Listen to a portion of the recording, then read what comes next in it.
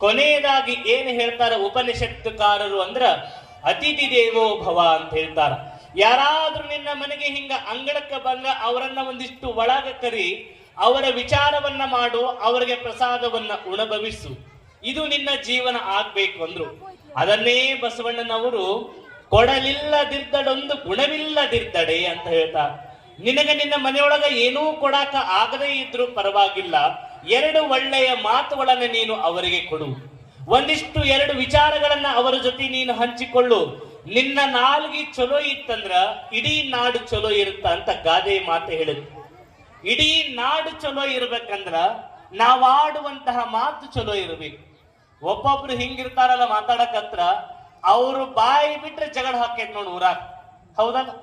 ಅವ ಬಂದ ಮ್ಯಾಗ ವೇದಿಕೆ ಮ್ಯಾಗ ನಿಂತ ಮೈ ಕಿಡದ ಜಗಳ ಹತ್ತತ್ತು ಊರಾಗ, ಹೌದಲ್ಲ? ಇಂತಹ ಮಾತುಗಳನ್ನ ಆಡಬಾರ್ದು.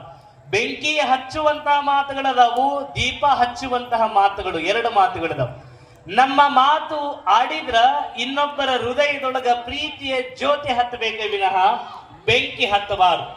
ಅಂತಹ ಮಾತುಗಳನ್ನ ನಾವು ಯಾರೂ ಆಡಬಾರದು ಜೀವನದೊಳಗೆ. ಅರಳಿಸುವ ಮಾತು, ಕೆರಳಿಸುವ ಮಾತು.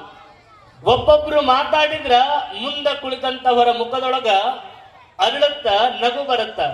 ಇನ್ನೊಬ್ರು ಮಾತಾಡಿದ ಈ ಮಗ ಯಾಕಾರ ಮಾತಾಡ್ತಾನೋ ಅನ್ನತ್ತ ಜನ. ಅಂತಹ ಮಾತುಗಳು ನಮ್ಮದು ಜೀವನದೊಳಗ ಆಗ್ಬಾರ್ದು. ನಾವಾಡುವ ಮಾತು ಹೀಗಿರಲಿ ಗೆಳೆಯ, ಮೃದು ವಚನ ಮೂಲೋಕ ಗೆಲ್ಲುವುದು ತಿಳಿಯ. ಮೌನ ಮೊಗ್ಗೆಯ ಒಡೆದು ಮಾತೊಂದು ಹೊರಬರಲಿ, 3 ನಿಮಿಷದ ಬಾಳ ಗಮಗಮಿಸುತ್ತಿರಲಿ ಅಂತ ಬರೀತಾರೆ ಕವಿಗಳು. ನಾವು ಹಿಂಗ ಮಾತಾಡಿದ್ರ ಇನ್ನೊಬ್ಬರ ಹೃದಯ ಆನಂದ ಆಗ್ಬೇಕು. ಅಂತಹ ಮಾತುಗಳನ್ನ ನಾವು ನಿತ್ಯ ನಮ್ಮ ಜೀವನದೊಳಗ ಪ್ರೀತಿಯಿಂದ ತುಂಬಿದ ಮಾತುಗಳನ್ನ ನಾವೆಲ್ಲ ನಿತ್ಯ ಜೀವನದೊಳಗ ಆಡ್ಬೇಕು. ಯಾವಾಗಲೂ ಕೆಟ್ಟದ್ದನ್ನೇ ಮಾತಾಡ್ಕೋಂತ ಬದುಕುವುದು ಜೀವನ ಆಗ್ಬಾರ್ದು ನಮ್ಮೆಲ್ಲರದು.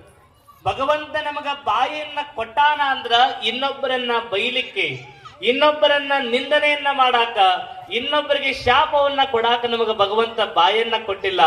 ಎರಡು ಪ್ರೀತಿಯಿಂದ ಒಳ್ಳೆಯ ಮಾತುಗಳನ್ನ ಆಡ್ಲಿಕ್ಕೆ ಭಗವಂತ ನಮಗ ಈ ಬಾಯಿಯನ್ನ ಕೊಟ್ಟ. ಯಾವನೋ ಒಬ್ಬ ಯಾವಾಗಲೂ ಕೆಟ್ಟದ್ದನ್ನೇ ಮಾತಾಡ್ತಿದ್ನಂತೆ. ಒಂದು ದಿನನೂ ಅವನ ಬಾಯಾಗ ಒಳ್ಳೆಯ ಸುದ್ದಿ, ಒಳ್ಳೆಯ ಮಾತುಗಳು ಬರ್ತಿದ್ದೇ ಇಲ್ಲ. ಒಂದು ಸಾರಿ ಅಂತ ಕೆಟ್ಟ ಕೆಟ್ಟ ಮಾತಾಡುವಂತ ಹುಡುಗ ಒಂದು ಸಾರಿ ಮದ್ವಿ ಮಂಟಪಕ್ಕೆ ಹೋಗಿತ್ತಂತೆ. ಎಲ್ಲಿಗೆ ಹೋಗ್ಯಾನಮ್ಮ? ಎಲ್ಲಿಗೆ ಹೋಗ್ಯಾನ್ರಿ? ಅದಿರೇ ಇಲ್ಲ, ಎಲ್ಲರೂ ಇಲ್ಲೇ. Body is present, mind is upset ಆಗೈತೆ. ಮತ್ತೆ ಬೀಗರು ಬಿಜರ್ ಬಂದಾರ ಅಂತಂದು ಎಲ್ಲರೂ ಇಲ್ಲೇ ಇದಾರೆ. ಮದ್ವಿ ಮಂಟಪಕ್ಕೆ ಹೋಗಿದ್ದ ಕೆಟ್ಟದನ್ನೇ ಮಾತಾಡ್ತಿದ್ದ. ಹಿಂಗ ಮದ್ವಿ ಮಂಟಪಕ್ಕೆ ಹೋದಾಗ